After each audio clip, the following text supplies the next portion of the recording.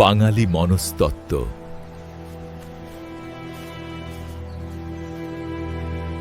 খাঁচার ভিতর অচিন পাখি কেমনে আসে যায়, তারে ধরতে পারলে মনোবেরি দিতাম পায়ে।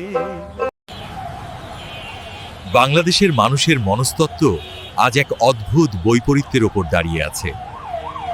শিক্ষা নেই, কিন্তু কথায় কথায় এমন আত্মবিশ্বাস যেন পৃথিবীর সব সত্য তার হাতের মুঠোয়।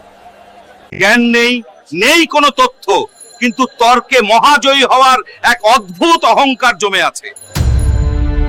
এই দেশে মানুষ শোনার চেয়ে বলতেই বেশি ভালোবাসে। সব বিষয়ে সব সময় আমিই ঠিক প্রমাণ করতে ব্যস্ত।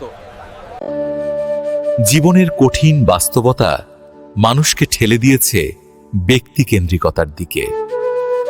আমি, আমার এবং আমাকে, এই তিন শব্দকে নিয়েই গড়ে ওঠে আমাদের সব চিন্তা। অন্যের কথা, সমষ্টির কথা ভাবার সুযোগ নেই, অভ্যাসও নেই। কারণ সবাই মনে করেছে আমার নিজেরটা যদি না সামলাই কেউ আমাকে দেখবে না। এভাবে সমাজ ধীরে ধীরে হয়ে উঠেছে বর্তমানমুখী।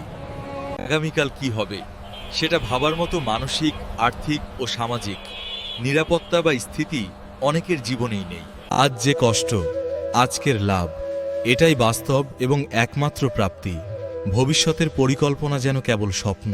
আমরা স্বপ্ন দেখা ভুলে গেছি, আমাদের চিন্তা আজ সীমাবদ্ধ। ভবিষ্যতের কথা, পরিবর্তনের চিন্তা আজ অবাস্তব। অলীক কল্পনা, শিক্ষার প্রতি উদাসীনতা, শুধু জানার অনাগ্রহই নয়, এটা চিন্তা, নৈতিকতা ও দৃষ্টিভঙ্গির দরজা না খোলার প্রতিফলন।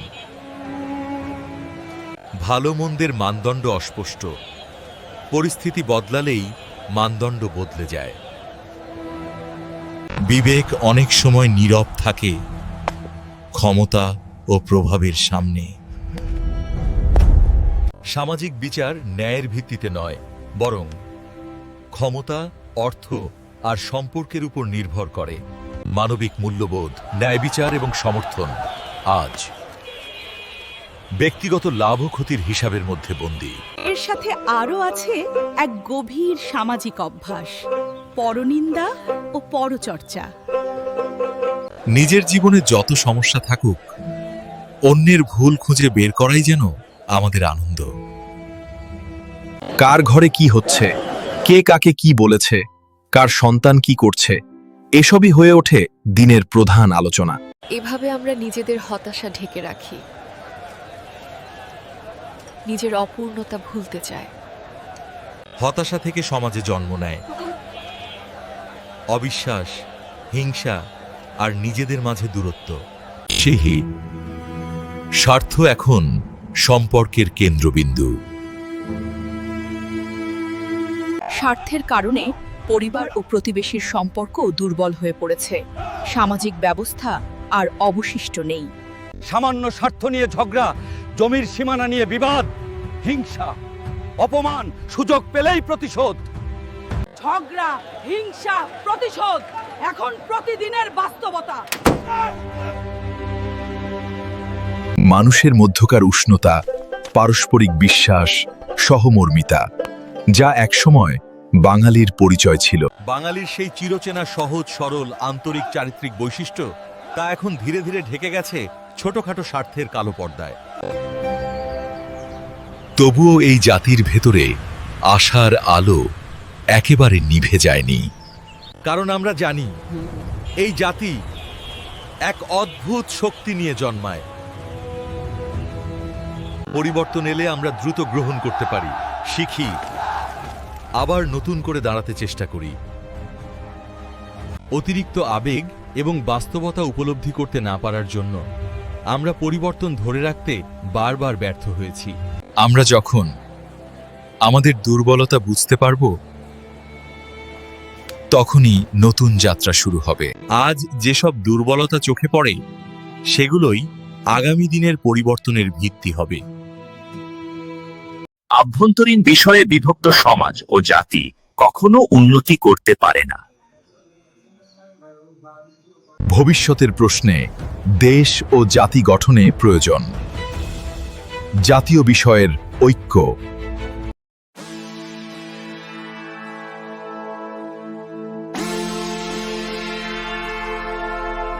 আমাদের দরকার দুর্বলতা চিহ্নিত করা, পরিকল্পনা করা, ধৈর্য, পরিশ্রম আর পরিবর্তনের জন্য লক্ষ্যে দৃঢ় থাকা। শিক্ষা, সচেতনতা, নৈতিকতা ও সঠিক দিক নির্দেশনা থাকলে ভবিষ্যৎ তৈরি করা সম্ভব। লক্ষ্য হবে অবিচল। দেশ ও জাতি হবে পরিবর্তন। ধন্য ধন্য বলি তারে।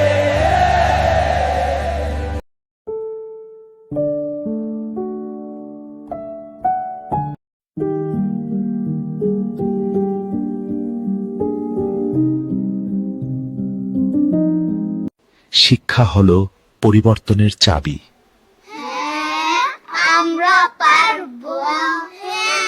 আমাদের চারপাশে কত গল্প জমে আছে। বন্যায় বিপন্ন মানুষ, বর্জ্যের মাঝে বেড়ে ওঠা শিশু, সংগ্রামীর মুখে তুমি বদলালে বদলাবে সমাজ, সমাজ বদলালে উন্নত হবে জাতি। তুমি বদলালে বদলাবে সময়, সময় বদলালে উন্নত হবে জাতি। আরো এক মুহূর্তেই শুরু হতে পারে সেই পরিবর্তন তোমার নিজের ভেতর থেকে।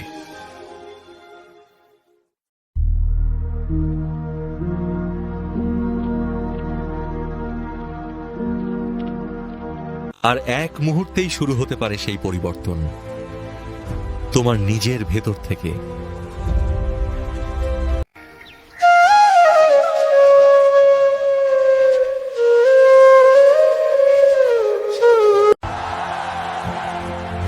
Wake up Bangladesh, long live Bangladesh. Wake up Bangladesh, long live Bangladesh. জেগে ওঠো বাংলাদেশ, বাংলাদেশ চিরজীবী হোক।